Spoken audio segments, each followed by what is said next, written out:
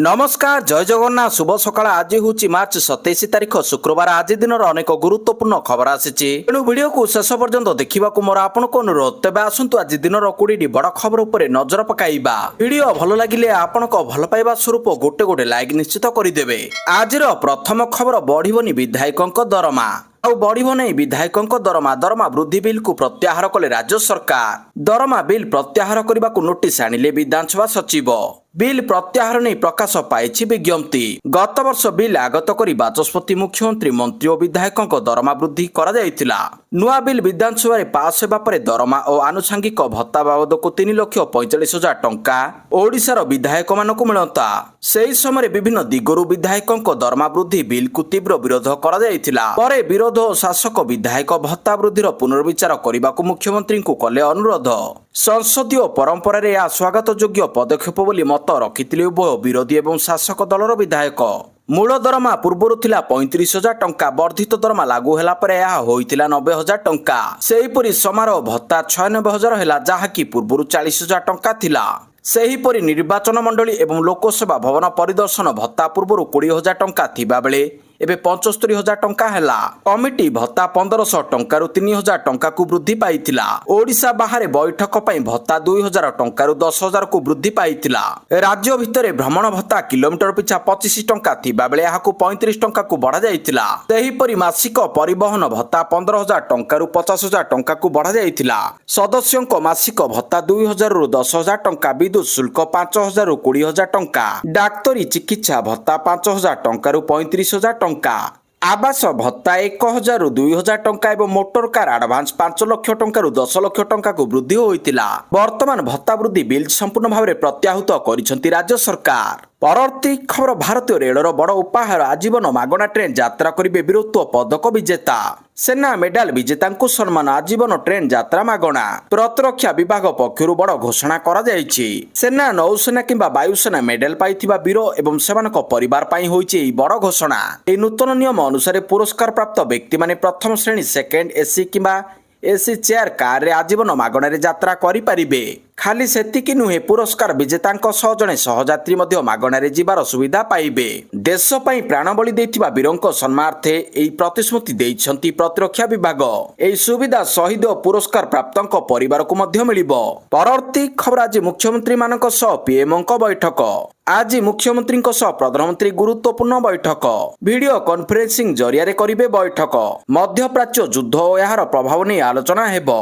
Team India spirit काम करने को परामर्श देवे। निर्वाचन हेबाकु थिबा राज्यर मुख्यमंत्री सामिल हेबे नाही। मेडाल कोड ऑफ कंडक्ट लागि थिबारु सामिल हेबे नाही। निर्वाचन हेबाकु थिबा राज्यर मुख्य सचिवंक बैठक नेबे कैबिनेट सचिव।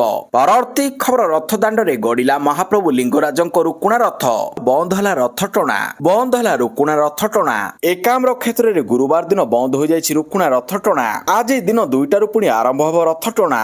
रुकुणा रथ टणा होतिबा बेले काल बैशाखी वर्षा होइतिला। रुकुणा रथ टणारे बाधक साजिथिला वर्षा। एहा परे रास्ता कड़े रहितिबा बाइक उपरे मारी जाइथिला चक जेउथिरे अनेक बाइक क्षतिग्रस्त मध्य होइछि।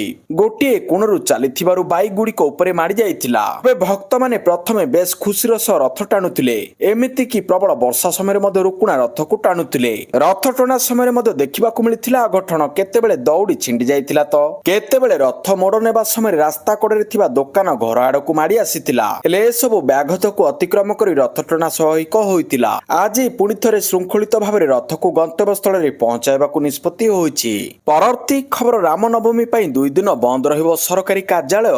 उत्तर प्रदेश रे रामनवमी अवसर रे मुख्यमंत्री योगी आदित्यनाथ 2 दिनिया छुट्टी घोषणा करिसंती। श्रद्धालुଙ୍କ संख्या बढ़ुथिबारु एवं धार्मिक कार्यक्रम को दृष्टि रखी राज्य सरकार एई बड़ निष्पत्ति नेइछंती। एई निष्पत्ति पर सरकारी कार्यालय अनेक शिक्षानुष्ठान एवं अन्य सरकारी सेवा आज बंद रहिबो। पूर्वरु राम नवमी मार्च 26 तारिख को छुट्टी भाव में स्थिर करा जाइथिला किंतु एबे मार्च 27 तारिख को मध्य सरकारी छुट्टी भाव में घोषणा करिसंती मुख्यमंत्री योगी आदित्यनाथ। परवर्ती खबर ग्रीष्म छुट्टी पूर्वरु मिलिबो स्कूल पोशाक। जिल्लापाल मानकु गणशिक्षा विभाग रो कड़ा निर्देश। ग्रीष्म छुट्टी पूर्वरु पिलांकु मिलिबो स्कूल पोशाक। आगामी 2026-27 शिक्षा वर्ष आरंभ होगा पूर्वरु एवं ग्रीष्मकालीन छुट्टी पूर्वरु समस्त छात्र छात्री को स्कूल यूनिफॉर्म बंटन शेष କରିବାକୁ ନିର୍ଦ୍ଦେଶ ଦେଇଛନ୍ତି ରାଜ୍ୟ ସରକାର। ଏହି ନିର୍ଦ୍ଦେଶାବଳୀ ଅନୁଯାୟୀ ପ୍ରତ୍ୟେକ ଜିଲ୍ଲାରେ ପୋଷାକ କିଣାଠାରୁ ବଣ୍ଟନ ପର୍ଯ୍ୟନ୍ତ ସମସ୍ତ ପ୍ରକ୍ରିୟାର ଏକ ନିର୍ଦ୍ଦିଷ୍ଟ ସମୟସୀମା ଧାର୍ଯ୍ୟ କରାଯିବ। ନୂତନ ନାମ ଲେଖା ଏବଂ ପୁରୁଣା ଛାତ୍ରଛାତ୍ରୀଙ୍କ ସଠିକ ଆକଳନ କରି ଆଗୁଆ ପଦକ୍ଷେପ ନେବାକୁ ଜିଲ୍ଲାପାଳମାନଙ୍କୁ ପରାମର୍ଶ ଦିଆଯାଇଛି। ପରବର୍ତ୍ତୀ ଖବର, ମିସାଇଲ ମାଡ଼ରେ ଭାରତୀୟଙ୍କ ମୃତ୍ୟୁ, 3 ଜଣ ଆହତ। ମିସାଇଲ ମାଡ଼ରେ ଭାରତୀୟଙ୍କ ମୃତ୍ୟୁ ହୋଇଛି। ୟୁଏଇର ରାଜଧାନୀ ଆବୁଧାବିରେ ଏକ ବଡ଼ ଧରଣର ମିସାଇଲ ଆକ୍ରମଣ, ଏକ ବାଲାଷ୍ଟିକ ମିସାଇଲକୁ ଆକାଶମାର୍ଗରେ ଧ୍ୱଂସ କରାଯାଇଥିଲା, କିନ୍ତୁ ଏହାର ଭଙ୍ଗା ଅଂଶ ସ୍ୱେହାନ ଷ୍ଟ୍ରିଟ୍ରେ ପଡ଼ିବାରୁ ଜଣେ ଭାରତୀୟ ଏବଂ ଜଣେ ପାକିସ୍ତାନୀ ନାଗରିକଙ୍କର ମୃତ୍ୟୁ ଘଟିଛି। 3 ଜଣ ଆହତମାନଙ୍କ ମଧ୍ୟରୁ କାହାର ଅବସ୍ଥା ଗୁରୁତର ଥିବା ବେଳେ କାହାର ସାମାନ୍ୟ ରହିଛି। ପରବର୍ତ୍ତୀ ଖବର, ଶୁକ୍ରବାର ଅର୍ଥାତ୍ ଆଜି ଓଡ଼ିଶା ଆସିବେ ସ୍ଥଳସେନା ମୁଖ୍ୟ। ଆଜି ଓଡ଼ିଶା ଆସୁଛନ୍ତି ସ୍ଥଳସେନା ମୁଖ୍ୟ। ସ୍ଥଳସେନା ମୁଖ୍ୟ ଜେନେରାଲ ଉପେନ୍ଦ୍ର ଦ୍ୱିବେଦୀ ଭୁବନେଶ୍ୱର ଆସିବେ। ଭୁବନେଶ୍ୱର ବିମାନ ବନ୍ଦରରେ ପହଞ୍ଚିବା ପରେ ଭୁବନେଶ୍ୱର, ପୁରୀ ଓ ଗୋପାଳପୁରରେ କାର୍ଯ୍ୟକ୍ରମ ରହିଥିବା ଜଣାପଡ଼ିଛି। ପରବର୍ତ୍ତୀ ଖବର, ଓଡ଼ିଶା ପୌର ନିୟମାବଳୀରେ ସଂଶୋଧନ, କାର୍ଯ୍ୟନିର୍ବାହୀ ଅଧିକାରୀଙ୍କ ଆର୍ଥିକ କ୍ଷମତା ବୃଦ୍ଧି। ରାଜ୍ୟର ପୌରପାଳିକା ଗୁଡ଼ିକରେ କାର୍ଯ୍ୟଧାରାକୁ ଅଧିକ ସରଳ ତ୍ୱରାନ୍ୱିତ କରିବା ପାଇଁ ଓଡ଼ିଶା ସରକାର ଓଡ଼ିଶା ପୌର ନିୟମାବଳୀ 1953ରେ ଗୁରୁତ୍ୱପୂର୍ଣ୍ଣ ସଂଶୋଧନ କରିଛନ୍ତି। ନୂତନ ଓଡ଼ିଶା ପୌର ନିୟମାବଳୀ 2025 ଅନୁଯାୟୀ ପୌର ସଂସ୍ଥାର କାର୍ଯ୍ୟନିର୍ବାହୀ ଅଧିକାରୀ ଏବଂ ଅଧ୍ୟକ୍ଷଙ୍କ ଆର୍ଥିକ ଅନୁମୋଦନ କ୍ଷମତାରେ ପରିବର୍ତ୍ତନ କରାଯାଇଛି। ଗୃହ ନିର୍ମାଣ ଓ ନଗରୋନ୍ନୟନ ବିଭାଗ ପକ୍ଷରୁ ଜାରି ବିଜ୍ଞପ୍ତି ଅନୁସାରେ କରାଯାଇଥିବା ପ୍ରମୁଖ ସଂଶୋଧନ ଗୁଡ଼ିକ କରାଗଲା। କାର୍ଯ୍ୟନିର୍ବାହୀ ଅଧିକାରୀ ଏବେ କାଉନସିଲ ବିନା ଅନୁମତିରେ ପୌର ପ୍ରଶାସନ ପାଇଁ ଆନୁଷଙ୍ଗିକ ଖର୍ଚ୍ଚ ବାବଦରେ ପ୍ରତିଥର 10,000 ଟଙ୍କା ପର୍ଯ୍ୟନ୍ତ ଖର୍ଚ୍ଚ କରାଇ ପାରିବେ। ସେହିପରି ସ୍ଥାନୀୟ କ୍ରୟ କମିଟିର ସୁପାରିଶ କ୍ରମେ ସେ 3 ଲକ୍ଷ ଟଙ୍କା ପର୍ଯ୍ୟନ୍ତ କ୍ରୟ କରିପାରିବେ। 25 ଲକ୍ଷ ଟଙ୍କା ପର୍ଯ୍ୟନ୍ତ ଦରମା ବିଲ୍ ଏବଂ ଦେୟ ଆଦେଶ କେବଳ କାର୍ଯ୍ୟନିର୍ବାହୀ ଅଧିକାରୀଙ୍କ ଦ୍ୱାରା ସ୍ୱାକ୍ଷରିତ ହୋଇପାରିବ। ପରବର୍ତ୍ତୀ ଖବର, ଆଜି ଶ୍ରୀମନ୍ଦିରରେ 5 ଘଣ୍ଟା ସର୍ବସାଧାରଣ ଦର୍ଶନ ବନ୍ଦ। ଶୁକ୍ରବାର ଭଗବାନ ଆଉ ଭକ୍ତଙ୍କ ମଧ୍ୟରେ ବଢ଼ିବ ଦୂରତା। 5 ଘଣ୍ଟା ଭକ୍ତଙ୍କୁ ଦର୍ଶନ ଦେବେ ନାହିଁ ମହାପ୍ରଭୁ। ଚୈତ୍ର ଶୁକ୍ଳ ଶ୍ରୀ ରାମ ନବମୀ ତିଥିରେ ଶ୍ରୀମନ୍ଦିରରେ ଶ୍ରୀରାମ ଜନ୍ମନୀତି ଅନୁଷ୍ଠିତ ହୁଏ। ମହାପ୍ରଭୁଙ୍କ ବିଭିନ୍ନ ଗୁପ୍ତନୀତି ମଧ୍ୟରେ ଜନ୍ମନୀତି ଅନ୍ୟତମ। ଶ୍ରୀମନ୍ଦିରରେ ଶ୍ରୀ ବିଗ୍ରହଙ୍କ ମଧ୍ୟାହ୍ନ ଧୂପ ଭୋଗ ସରିବା ପରେ ଶ୍ରୀରାମ ଜନ୍ମନୀତି ଶେଷ ହେବା ପର୍ଯ୍ୟନ୍ତ ଆପାତତଃ ଅପରାହ୍ନ 5ଟାରୁ ରାତି 10ଟା ଯାଏଁ ସର୍ବସାଧାରଣ ଦର୍ଶନ ବନ୍ଦ ରହିବ। ନୀତି ସମ୍ପନ୍ନ ହେବା ପରେ ପୁନର୍ବାର ଦର୍ଶନ ଆରମ୍ଭ ହେବ। ପରବର୍ତ୍ତୀ ଖବର, ବିନା KYCରେ ଚାଲିବନି ଫେସବୁକ୍, ଇନଷ୍ଟାଗ୍ରାମ। ଆଜିର ସମୟରେ ସୋସିଆଲ ମିଡିଆ ଆମ ଜୀବନର ଏକ ଅବିଚ୍ଛେଦ୍ୟ ଅଂଶ ପାଲଟିଛି, କିନ୍ତୁ ଏହା ସହିତ ଜଡ଼ିତ ସମସ୍ୟା ଗୁଡ଼ିକ ମଧ୍ୟ ଦ୍ରୁତ ଗତିରେ ବୃଦ୍ଧି ପାଉଛି। ନକଲି ଆକାଉଣ୍ଟ, ଅନଲାଇନ ଠକେଇ ଏବଂ ମହିଳା ଏବଂ ଶିଶୁଙ୍କ ବିରୋଧରେ ସାଇବର ଅପରାଧ ଗମ୍ଭୀର ଚିନ୍ତାର କାରଣ ପାଲଟିଛି। ଏହି ସମୟରେ ଏକ ବଡ଼ ପରିବର୍ତ୍ତନ ହୋଇପାରେ। ସରକାର ସୋସିଆଲ ମିଡିଆ ବ୍ୟବହାର ପାଇଁ KYC ବାଧ୍ୟତାମୂଳକ କରିବାକୁ ବିଚାର କରୁଛନ୍ତି। ଏକ ସଂସଦୀୟ କମିଟି ଭାରତରେ ସୋସିଆଲ ମିଡିଆ, ଡେଟିଂ ଆପ୍ସ ଏବଂ ଅନଲାଇନ ଗେମିଂ ପ୍ଲାଟଫର୍ମ ପାଇଁ KYC ଆଧାରିତ ବ୍ୟବସ୍ଥା କାର୍ଯ୍ୟକାରୀ କରିବାକୁ ସୁପାରିଶ କରାଯାଇଛି। ଏହାର ଲକ୍ଷ୍ୟ ହେଉଛି ଅନଲାଇନ ସୁରକ୍ଷା, ବିଶେଷ କରି ମହିଳା ଏବଂ ପିଲାମାନଙ୍କ ପାଇଁ ଏସବୁ କରିବାକୁ ଯୋଜନା କରାଯାଉଛି। ପରବର୍ତ୍ତୀ ଖବର, ଡିସେମ୍ବର 24ରେ ବାରବାଟୀ T20 ମ୍ୟାଚ୍। କଟକର ଐତିହାସିକ ବାରବାଟୀ ଷ୍ଟାଡିୟମକୁ ଫେରିବାକୁ ଯାଉଛି ଅନ୍ତର୍ଜାତୀୟ କ୍ରିକେଟର ରୋମାଞ୍ଚ। ଡିସେମ୍ବର 24 ତାରିଖରେ ବାରବାଟୀରେ T20 ମ୍ୟାଚ୍ ଖେଳାଯିବ। ଦୀର୍ଘ ଦିନର ବ୍ୟବଧାନ ପରେ ବାରବାଟୀରେ ଭାରତ ଓ ଶ୍ରୀଲଙ୍କା ପରସ୍ପରର ସାମ୍ନା କରିବେ।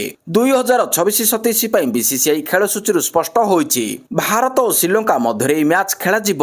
ଶ୍ରୀଲଙ୍କା ଭାରତ ଗସ୍ତରେ ଆସି 3ଟି ODI ଓ 3ଟି T20 ମ୍ୟାଚ୍ ଖେଳିବ। 3 ମ୍ୟାଚ୍ T20 ସିରିଜର ଦ୍ୱିତୀୟ ମ୍ୟାଚ୍ ବାରବାଟୀରେ ଖେଳିବ। ରାଜକୋଟରେ ଶ୍ରୀଲଙ୍କା ପ୍ରଥମ ଓ ପୁନେରେ ତୃତୀୟ T20 ଖେଳିବ। ଶେଷ ଥର ପାଇଁ 2017 ମସିହାରେ ବାରବାଟୀ ଷ୍ଟାଡିୟମରେ ଏହି ଦୁଇ ଦଳ ମଧ୍ୟରେ ମ୍ୟାଚ୍ ଖେଳାଯାଇଥିଲା। ସେହି ମ୍ୟାଚ୍ରେ ଭାରତୀୟ ଦଳ ଚମତ୍କାର ପ୍ରଦର୍ଶନ କରି ଶ୍ରୀଲଙ୍କାକୁ 93 ରନରେ ପରାସ୍ତ କରି ବିଜୟୀ ହୋଇଥିଲା।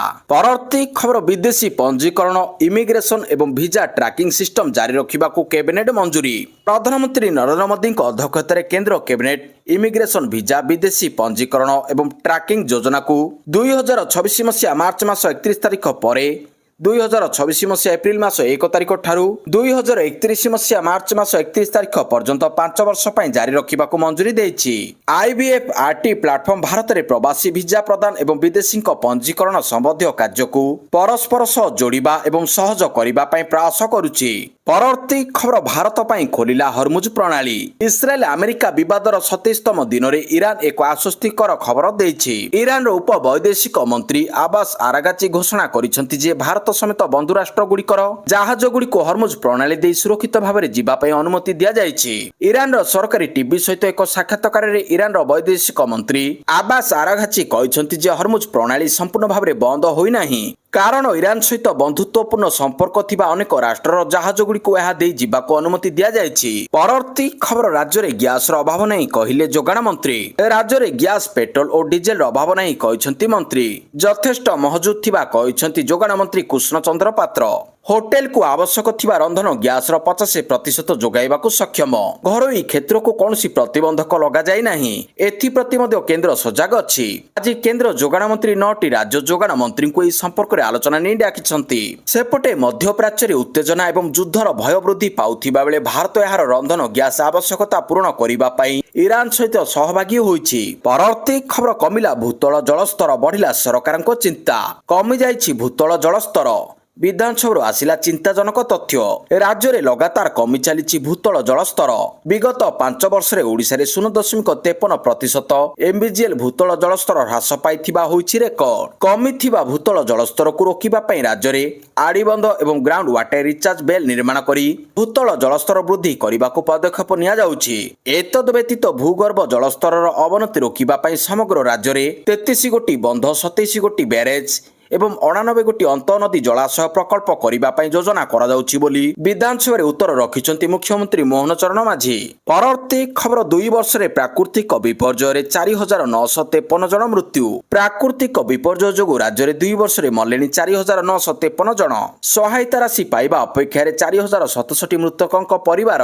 ଅଧିକାଂଶ କ୍ଷେତ୍ରରେ ମୃତ୍ୟୁର ସଠିକ କାରଣ ଜଣାପଡୁନାହିଁ। ଆବଶ୍ୟକୀୟ ଦସ୍ତାବିଜ ଦାଖଲରେ ମଧ୍ୟ ବିଳମ୍ବ ହେଉଛି। ଭିସାର ରିପୋର୍ଟ ଆସିବାରେ ବିଳମ୍ବ ହେବାରୁ ଅଟକି ରହିଛି ସହାୟତା ରାଶି। ଏନେଇ ଗୃହରେ ରାଜସ୍ୱ ଓ ବିପର୍ଯ୍ୟୟ ପରିଚାଳନା ମନ୍ତ୍ରୀ ଲିଖିତ ଉତ୍ତର ରଖିଛନ୍ତି। ପରବର୍ତ୍ତୀ ଖବର, 2 ବର୍ଷରେ 65,649 DL ରଦ୍ଦ। ଅମାନିଆ ହେଉଛନ୍ତି ଗାଡ଼ି ଚାଳକ। ଲାଇସେନ୍ସ ରଦ୍ଦ କରୁଛନ୍ତି ସରକାର। ଗତ 2 ବର୍ଷରେ 65,649 ଡ୍ରାଇଭିଂ ଲାଇସେନ୍ସ ରଦ୍ଦ କରାଯାଇଛି। 216,71,756 ଟଙ୍କା ଫାଇନ୍ ଆଦାୟ କରାଯାଇଛି। ଗୃହରେ ଏନେଇ ପରିବହନ ମନ୍ତ୍ରୀ ବିଭୂତି ଭୂଷଣ ଜେନା ଲିଖିତ ଉତ୍ତର ରଖିଛନ୍ତି। ସଡ଼କ ଦୁର୍ଘଟଣାରେ ଦୈନିକ ମୃତ୍ୟୁ ସଂଖ୍ୟା 18। ପରବର୍ତ୍ତୀ ଖବର, ଗ୍ୟାସର ଅଭାବକୁ ନେଇ ବଢୁଛି କଳାବଜାରୀ। 3,000 ଟଙ୍କାରେ ହେଉଛି ବିକ୍ରି। ଗ୍ୟାସର ଅଭାବକୁ ନେଇ ବଢୁଛି କଳାବଜାରୀ। 3,000 ଟଙ୍କାରେ ବିକ୍ରି ହେଉଛି ଗ୍ୟାସ ସିଲିଣ୍ଡର। ହନ୍ତସନ୍ତ ବ୍ୟବସାୟୀ ଓ ଗ୍ରାହକ।